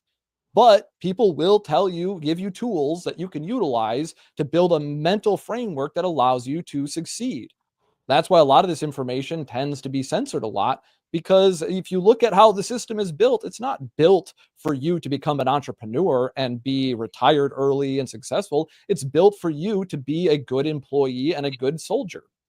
That's what the most public education is meant to do, to put you in that mode of working a job and being a good soldier and giving you enough intellectual information to where you can do all those military jobs. That's the sad truth. So it's not setting you up to win, so to speak. It's giving you skills, but then it's up to you to learn how you can take those skills, add other skills, and get better results in life. And that's not easy, and nobody's going to do it for you. Yeah, that's funny, dude. I was just reading something the other day, and it made me think, like, I had heard this before, but then I kind of forgot about it. And yeah, I watched some of the nonsense, Red Pill, Manosphere, like dating content, whatever the hell things are classified these days. And so I watch that type of stuff, and then we always have the scales, and we know how women always, when it's like, rate yourself 1 to 10. And I'm a 10, or like they never go lower than like a 7, never. And it was interesting because that's programming from school. Because when you think about the grading scale, anything below 60 is an absolute failure. So 60% is your baseline. So 60 is your 1, 7 is your 2, 8 is your 3, 9 is your 4, and 10 is your 5. So the rating scale of like 1 to 10 it will never work, because psychologically we are programmed to believe that anything below a 7, which is passing, is which is a C. Anything below a 7 is not okay. Man, I was just happy to get a 60. What are you talking about? D's are Well, you passing. didn't even go to class. Get out of here. You're right. I was last to class and first to leave. Still got you imitated. Well, that's the key thing. Education is actually a spectrum, right? Because the thing is that you can be a very, quote, stupid person on paper, but if you That's apply me. yourself and learn things, it's amazing. And see, this is why, like, universities used to be rare, right? Educational, like, powerhouses, like, libraries used to be rare. Why? Because knowledge is power. And when you can actually learn things, you become more intellectual. I've had so many people ask me where I went to college, like halfway through a conversation, like, oh, where did you go to college? I can tell you're educated. What kind of degree do you have? I'm just like, I never went to high school, motherfucker. I'm homeschooled. Surprise. The college of Marvel. And then they immediately go to, oh, how do you socialize? I'm like, well, I seem to be conversing with you on an acceptable level, aren't I not? And it's just like, are you understanding the reality that you're living in right now, or are you thinking about something in your head? And that's what a lot of people get stuck in, is their perception of reality rather than the reality. And this goes back to one of the concepts I talked about. You see all these people talking about my truth. Yeah, we all have our own personal truth, but there's, just like the leadership being universal, there's a universal truth. There is a shared experience that we all have to share. And that's where your influence can be positive or negative, right? I had one guy try to come at me with this this kind of subjectivist mindset of like, oh, tell me why killing is bad. Just like, because we all agree it is, because we don't want it to happen to us. It's that fucking simple. And if you think there's some sort of like philosophical complexity to it that we couldn't possibly explain, you're being intellectually dishonest. Like, there's a reason why we agree on certain things, because that's the universal truth. That's the shared experience. Now, who agreed that killing is bad? I didn't sign off on that. No. That was a guy in a Discord that was trying to get me in a gotcha moment when I was explaining how we have answers for these things that people try to pretend we don't have answers for. And he's like, well, explain to me why killing is bad. Like, you're putting the burden of proof on me. Like, you're telling it depends on the context, right? Yeah, Exactly.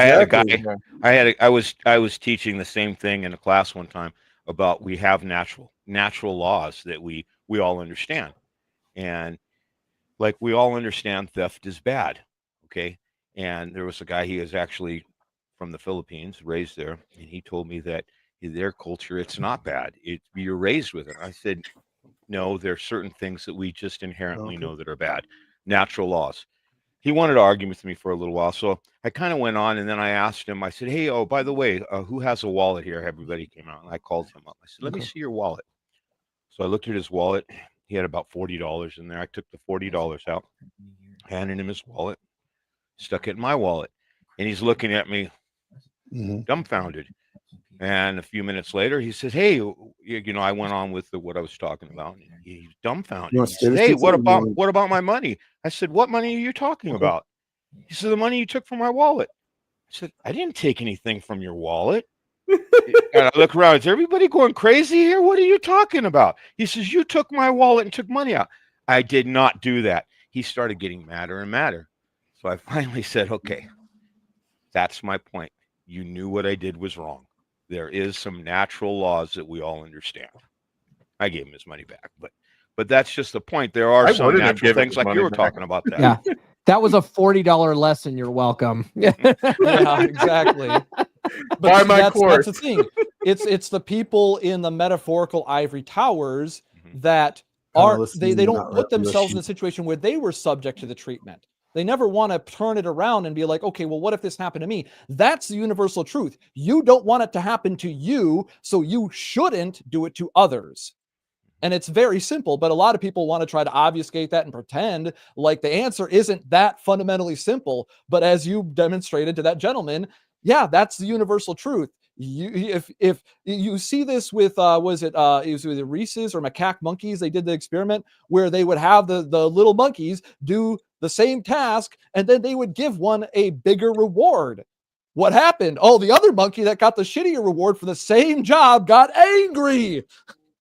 Why? There's some people out there too that just like to argue. Like if you say black, they'll go, "No, white." Right? It doesn't fucking matter. There's some people that just like to argue. It's like the whole become very futile. Glenn knows one of them. There's that BO guy.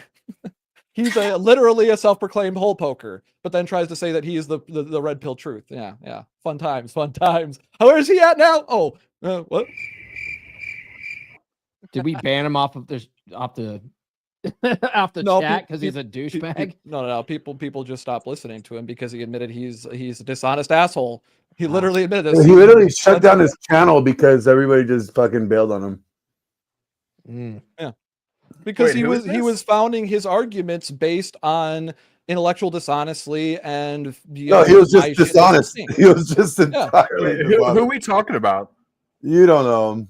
It's a whole bunch of side drama. I brought it up because a few people that watch it's like a whole with how he took himself back a year. You don't know. Fair enough. But that's what happens when you don't recognize the truth for what it is and you try to paint a picture and gaslight people. It's just like what you see going on with the mainstream media. I know, Huds, you wanted to touch on this point with all the people like freaking out on Elon now. But Elon's doing the shit the Democrats have been saying they were going to do for the last 40, 50 years. Dude, the gaslighting am I wrong about that? Dude, the gaslighting is fucking insane. And I think that they're doing way more than I expected them to do. So I am surprised by that. However, you knew this was coming, and this is the right thing to do. If you're not doing anything, Glenn, why are you calling me on Telegram? Okay. I think it's absolutely. Well, check your Telegram. All right, I'll take a look at the Telegram. But I think it's absolutely insane. Like, if you don't do anything all week, why are we paying for you? And I think the idea that Doge is pushing out of giving everybody at least with the base amount that they've saved so far or that they're on target to save, giving every American $5,000. Sure, I'll take $5,000. The entire thing is just absurd. If you know you're not working, then what are you upset about? If you knew this was coming, then why didn't you have a contingency plan? And that's the stoicism that I'm talking about, is The one person went on CNN and her list of 5 things was nonsensical, and she just was hating on Elon. And it's like, what the hell are we doing? Like, where is respect for those in charge, first and foremost? Where is your actual skill? Like, what are you actually doing? Like, in the contingency plan, like, it's all so simple to me. I understand that some people, especially a lot of the first round layoffs, were people that were there either temporary or less than 2 years. So I can understand why it kind of is more of a temp thing before permanent. And so, okay, let's cut some slack there if necessary. But come on, like the whole thing is just absurd. Like, what do we? Why could you defend these people if you know that your taxpayer dollars, your money that you go out and work hard to earn, is going into this crap? Wouldn't does that not infuriate you, knowing that a portion of your paycheck is literally just being lit on fire for no reason? Like, come on. And so that's why it's just so interesting, like the meltdowns that a lot of people have been having. I think that some of them, a vast minority of them, are fair, but the vast majority of it is just privileged, entitled bullshit. Why could I feel bad for somebody who has essentially been stealing from me? They're not the ones stealing, but they're being the ones giving the what's been stolen. Yeah. Well, in my opinion, this comes back to one of those demoralization issues, is that people do not take personal pride in their own work anymore. Right. That's one of the things that I've always noticed that I stand out differently from a lot of people, is that I take pride in everything I fucking do. Doesn't matter how small the task is. If I'm emptying a fucking trash can, I'm doing that shit perfectly. Right. When I do a job, if I mop a floor, I make sure that's done perfectly. The key thing is because I take pride in what I do, and I want my work to show who I truly am. But a lot of people just do the job to get a paycheck. And so they're just like, oh, I'm just showing up, and it's malicious compliance is what it is. That's why they're so mad, and they're asked, hey, can you give 5 bullet points of the shit you did last week? That right. If you actually are a competent individual, that's not a big ask, right? And if you're already required to respond to emails as part of your job, once again, it's not a big ask, but they're being told through the media to respond emotionally. And that they need to. And that's what's so crazy. Hold on. That's what's so crazy about it. This is playing the politics. This is playing the politics of work. You have to do this in the private sector all the time. That's how you get a good job. That's how you maintain a good job. That's how you get a good reputation. You got to play the politics. If they don't understand how to play the politics from a simple 5 bullet point email, what the fuck are we doing? Well, now then you have this other category of guys like me who don't give a fuck, and they get listed as unemployable because they don't play the politics. All right, because we're like, fuck your politics. All right? Yeah. You're talking about you taking pride in your work. I see a lot of the union mentality. That's what I work with a union and with the company. And the company's mentality is, let's pay these workers just enough so they won't quit. And then the union comes back with, let's give them just enough so they don't fire us. And it goes hand in hand. So you have a lot of people that are doing the bare minimum or trying to skirt under it. And then you'll have someone who is doing above and beyond that, the work. They're taking pride in their work. They're doing more work. They're not letting dead time go. They're actually picking up and doing above and beyond. And we've had other union workers say, hey, what are you doing? Is the guy who's not doing anything. At the end of the day, you have to live with yourself. I know myself, if I do that, at the end of the day, I don't feel good about myself.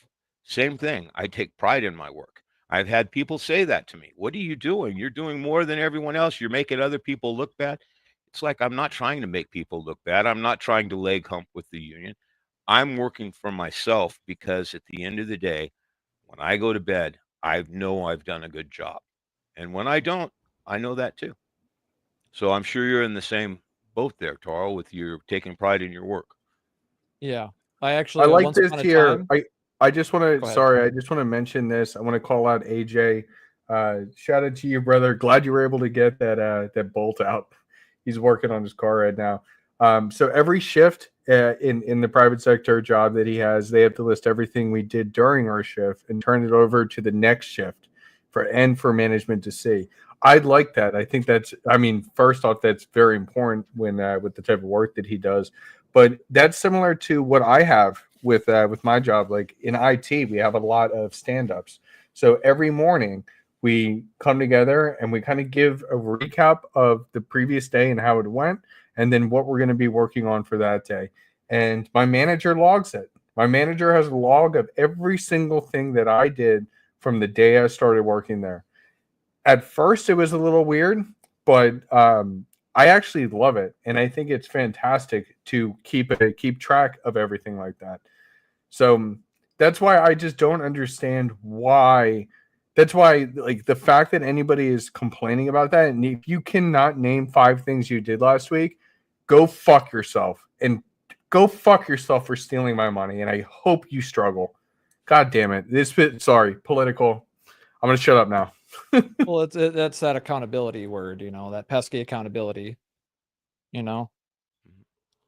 And So, that right there, kids, is what emotional regulation does not look like. Don't forget one of the main reasons for that letter going out, and I don't know if you've heard it, but a lot of it is because they. Yay, Huds. That Hey. was good, man. That's cool that you guys do those logs. I did 5 things yesterday. It was easy. I peed 5 times. Nice. I did 5 things yesterday. Made sure he peed 5 times. There you go. See, it's that simple. Right. Easy to write down what you've done. And if it's like most places who you're talking to, they don't exactly know, especially in a technical field, they don't know what you do. We have cameras watching us everywhere. And if a guy literally wants to not do anything all day, he can. All he has to do is remain active. They cannot tell between activity and productivity. You know where we know the difference is in ourselves. But a lot of the reasons that letter went out, just as a background, is there's a big suspicion that there's a lot of people that are employed that aren't real people at all, and people are just getting a check. So those people that aren't employed aren't gonna answer that email, and they're going to be able to investigate them.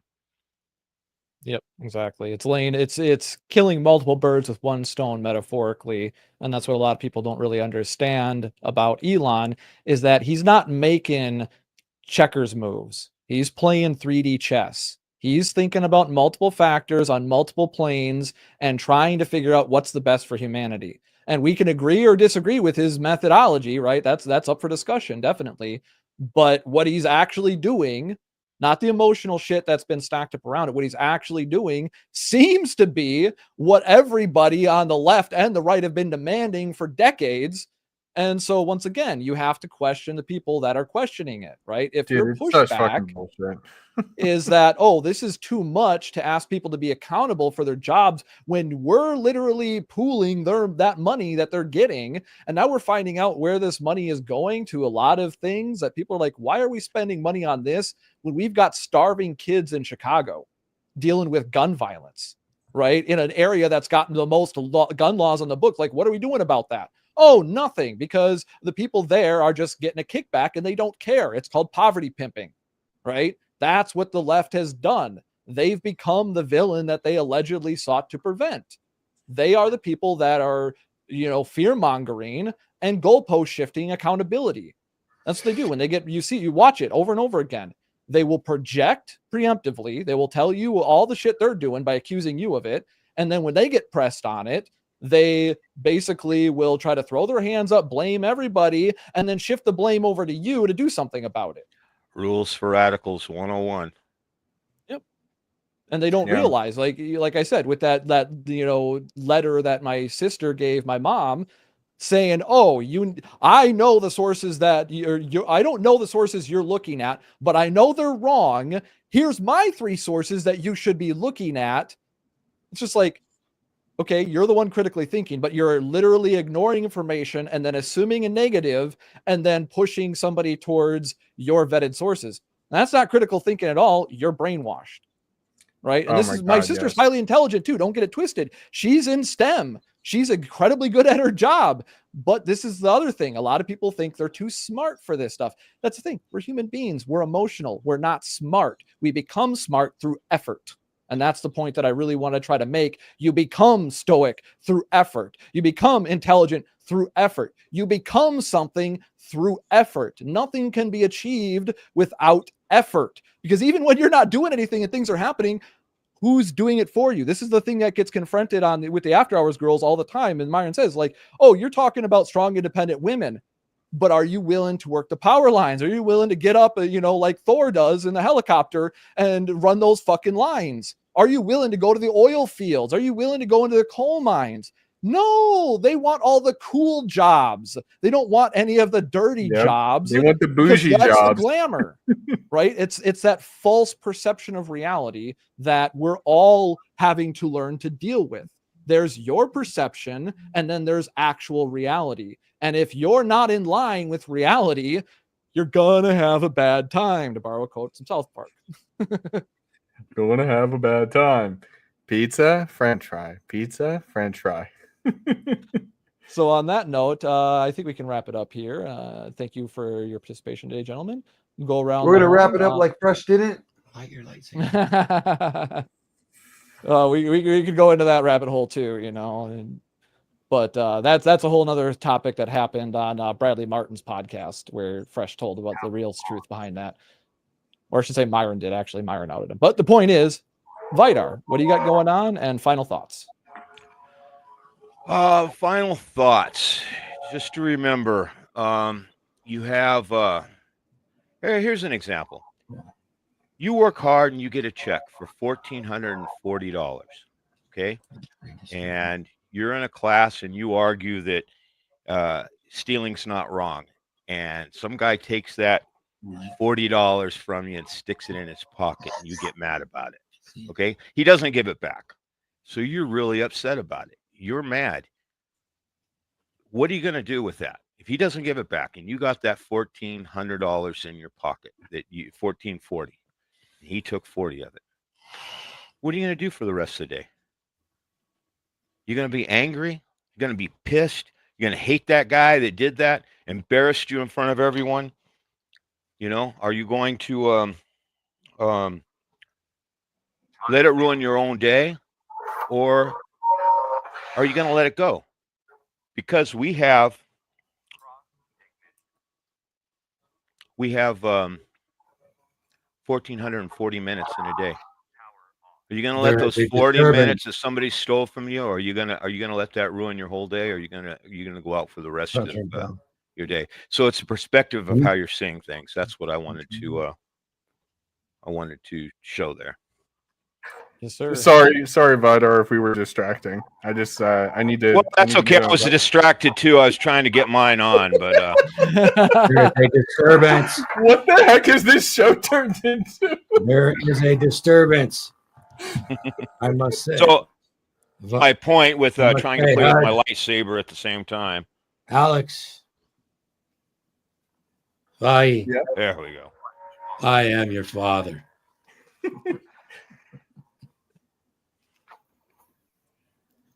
Yes, understanding your perception as a human is not always what the reality appears to be. Definitely a good point, because how you choose to respond is different from how many options you actually might have. And if you're too emotional about it, you're going to miss options. Might miss the truth right in front of you. Glenn, Thor, how about you guys? Final words, final thoughts? What do you got going on? There's a disturbance in the force. I am your father. It's a disturbance in the red pill. Yeah. There's a disturbance in the red. There's pill. always a disturbance in the manosphere.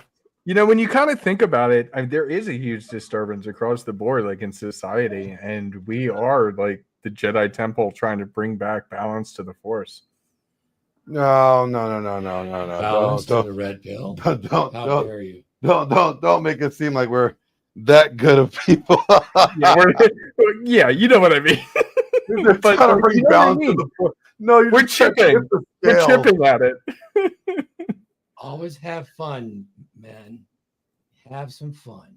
It just helps everything. Yeah, like at the end of the day, like there's things that there's things that you can control, there's things that you can't control, and Have the lightsaber to make the difference. exactly. And you have to ask yourself, what are you getting emotional about? What are you getting upset about? What are you getting worked up about? Is it something that you could control? Is it something within your power that you could actually have done something different? Well, then great. Then just do that different thing next time. Right? It's a lesson learned. Yeah, it takes an L, you move on. I'm gonna go walk in the. All right, I'll be right living room there. and Wait for them. They're not here yet. Okay. You know, and if it's something that people did, okay, then now you know who to trust and who not to trust. You know, it's that simple. We could stay mad about things, or you can make moves, or you make excuses. It really comes down to make that. excuses. I like that. You know, and if you read AJ's book, all right, Shout out AJ. it's all about, you know, emotional durability. It's all about, you know, stop like catching yourself before you throw a bitch fit. You know what I'm saying? Like, the last thing you want to do is be a dude throwing a bitch fit. It just looks like you're a very ugly tranny. Dude, Don't I've be a had a very ugly meltdown. tranny. I've had a meltdown before at work, only once, and it was long standing because of the woman that I worked with and the type of manipulation that she was Oh, playing. I remember that one. Yeah. That was at the previous job. Yep, it was at the previous job. You remember exactly. It was I couldn't hold it. I couldn't hold it anymore. And that was a great learning moment for me. Like as Charles saying, it's effort and experience. By putting in effort through each new experience that you're having, that's how you develop it. Sometimes you need to go through some of those things, but goddamn, yeah, Glenn, that was wild. The complete meltdown, and I looked like an idiot. I remember you called me. Yeah. You called me when that happened. And I was like, yeah, sounds like you fucking look like an idiot. Yep. But I said, hey, I've done it. We've all done it. We've all made an ass out of ourselves based on an emotion. Hey, Huds. We just got to just check ourselves. Huds, when you have a situation like that and you look back on it, do you see the moment where it started turning for you, that you went down that path?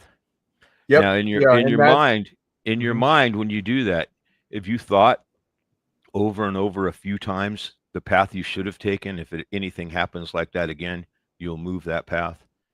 Absolutely. And that's what I was going to talk about is my final thoughts is the most important thing when we talk about stoicism is, okay, you can have and start to develop emotional control, but you seriously need to look at each of these situations and internalize what's going on for those future situations. I knew that it was going to go this route, but I continued to ignore it, and I allowed her to essentially set me up into this situation when I saw the writing on the wall. And so that's where I had to look internally. If I saw the writing on the wall, why did I not better prepare myself or better set myself up for success? And so that's, yeah, each one of these is a very, very strong learning moment. Yeah, we don't take losses, we take lessons. Exactly. Well, that's just what I wanted to point out, a little bit of stoicism right there. I knew you did that in that's one of the learning processes. And don't forget, the subconscious can't tell the difference between real or imagined events. So when you imagine that again, doing it the correct way, it's imprinting over the wrong way that you did it before. Yes, sir. All right, Wraith, final thoughts and where the people can find you. Oh, you're on mute, sir. Yeah, I would say that go back to the basic understanding of what Stoicism is. It's a philosophy of thought, and it is there to help you practice understanding and self-understanding. And that self-understanding is reflected out in how you interact with the world. But like I said, it's not truly a form of stripping you of emotions. It's about learning to control your behavior and get into critical thinking about how your behavior not only affects you, but it affects the others you're with. So that's about all I got. Yes, sir. All right, Laurent, how about yourself? Final thoughts. Yeah, I mean, come on, stop complaining about your taxpayer money. Aren't you happy it goes into transgender operas in Peru and Not anymore. stop bitching about stuff like that. Come on. Well, it's not something like, honestly, and maybe I was coming wrong on it. That's how I really feel about it, but I don't really care, and I don't complain to other people about it, and I just deal with the environment that I have. But I'm just happy to see the environment that I have getting a little bit better. Yeah. It's always nice to see people trying to make pragmatic decisions rather than emotional decisions, because as we've discussed today, emotionality tends to lead to knee-jerk reactions that don't get good results. And that's very unfortunate, but that's the truth. Personally, I believe that actually emotions are very good. I want to second Vidar and Wraith. I want to echo them, because when you want to manifest things, you need to involve your emotions, because we react to emotions. So you can channel your emotions towards a valuable purpose. And if you want to stay stuck in the rut of scarcity and negative mindset, it's one thing, but channeling your emotions, engaging your emotion, visualizing a better future. Like, for instance, what I'm going through now, I'm actually quite excited. I'm optimistic about the future when my world has been crumbling. And it woke me up. So I am grateful to begin with. And gratitude is a very good base emotion to have to guide us, and then channeling towards a better future. That was it for the Stoicism. And you know what? I mean, sometimes we win, sometimes we learn. That's it. Excellent point. All right. So yeah, for me, I actually want to throw a link out there for AJ's book. I couldn't find the ad that we had, unfortunately, but AJ's book will definitely help with anybody that's struggling to achieve actual stoicism. So go ahead and check that out. And my final thought. I have AJ's new one. I got a new one coming out for him soon, so don't worry. Okay. All right. Yeah, we'll definitely get your ad up and running here soon, AJ. But I'll give my final thoughts, and then Huds wanted to plug some stuff. So my final thought is there's two quotes that always come to mind when dealing with this stuff. Life is 10% of what happens and 90% of how you react to it. And then the other one is be the change you want to see in the world.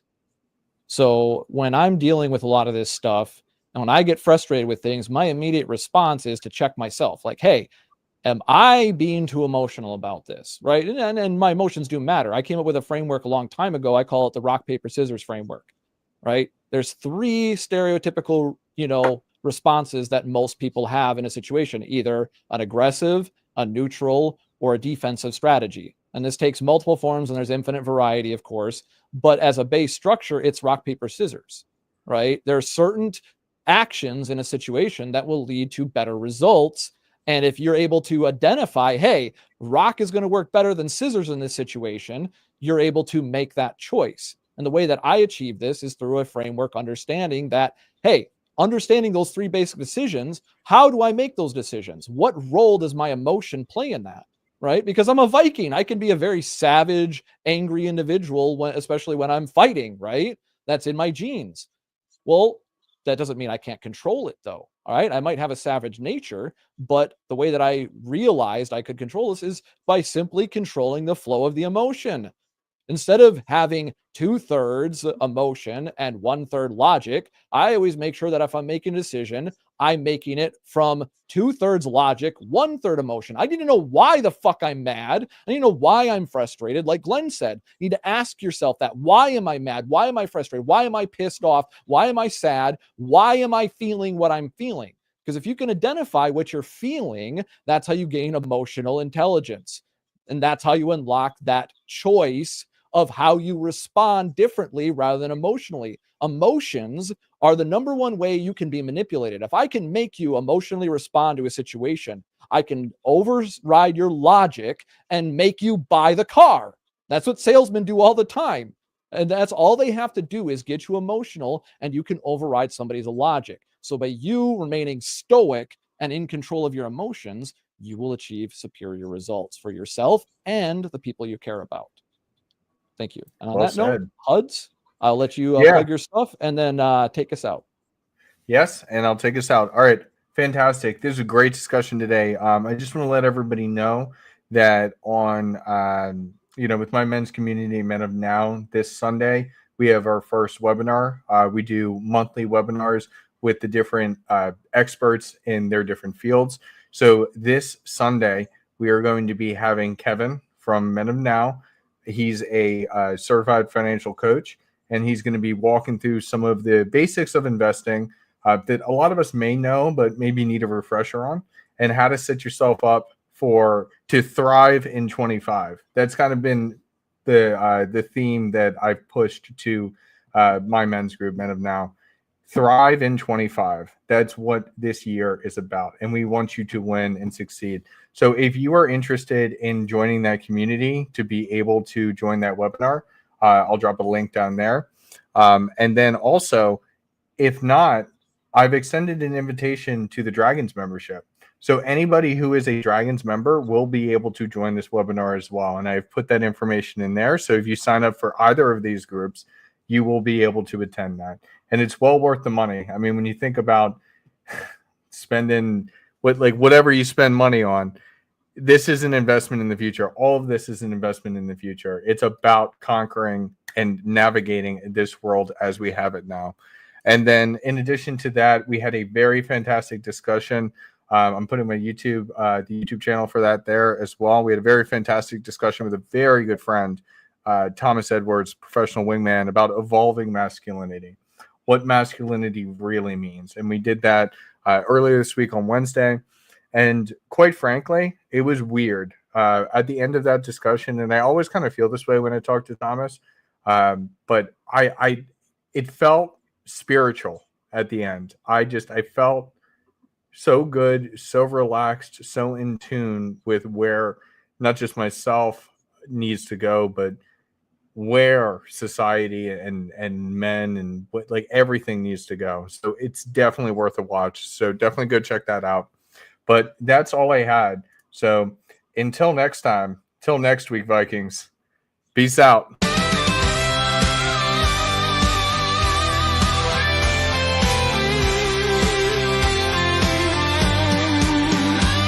On wave we fought to war, brotherhood sword to sword, thunder cracked above, in these battles we love.